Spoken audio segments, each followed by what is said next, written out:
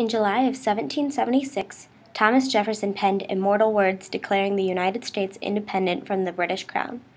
That these united colonies are, and of right ought to be free and independent states, that they are absolved from all allegiance to the British Crown, and that all political connection between them and the state of Great Britain is and ought to be totally dissolved, and that as free and independent states they will have full power to levy war, conclude peace, contract alliances, establish commerce, and to do all other acts and things which independent states may of right do.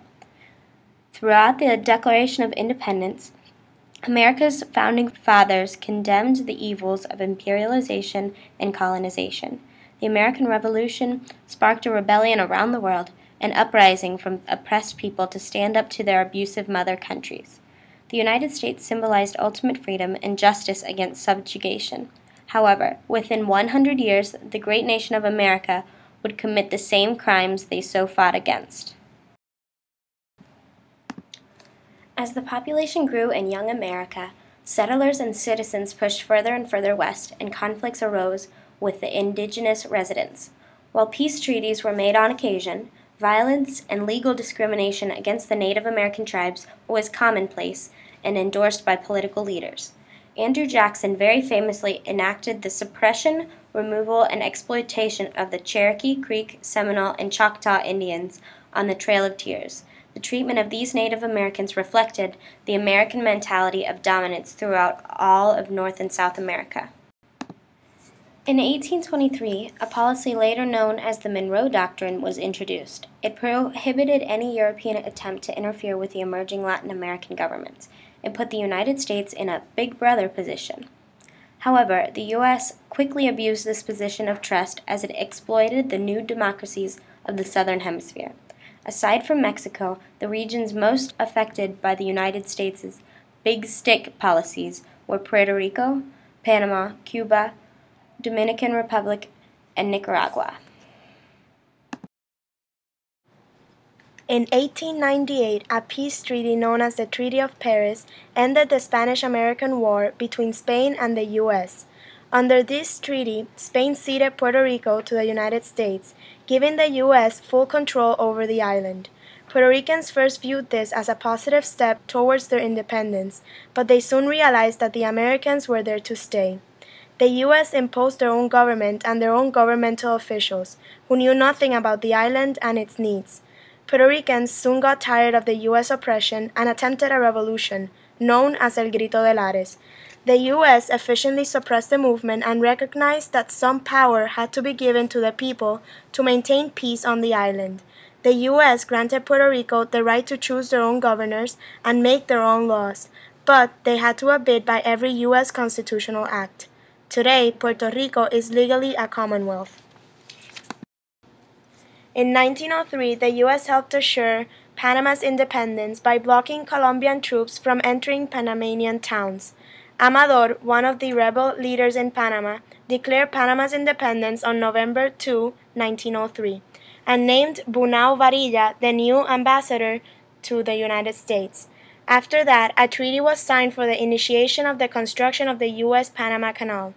The Panama Canal was built over a period of 10 years, which required the input of more than 35,000 workers and caused the death of several thousands. Even after the Panama Canal was completed, U.S. troops remained in the territory guarding what had become the gateway to the Pacific Ocean. The U.S. also favored white workforce over native employees, which would eventually degrade Panama's economy. In 1901, the United States imposed the Platt Amendment into the Cuban Constitution. This amendment gave the U.S. the right to intervene on Cuban affairs, foreign or domestic, and gave the U.S. property over certain territories for their army and for their economic development. In 1906, a protest induced the U.S. to establish a temporary government on the island. The temporary government lasted 3 years and left a huge economic deficit on the island. The U.S. penetrated Cuba once more in 1912 to put down a sugar workers' revolt. In 1934, the U.S. urged Batista, commander of the Cuban army, to stage a coup. He ruled the island from 1934 to 1944. He offered stability for U.S. investors. In 1952, Cuba's economy was intricately linked to U.S. commerce, and it started to disintegrate. The economy's instability led to unemployment, income drop, prostitution, and corruption.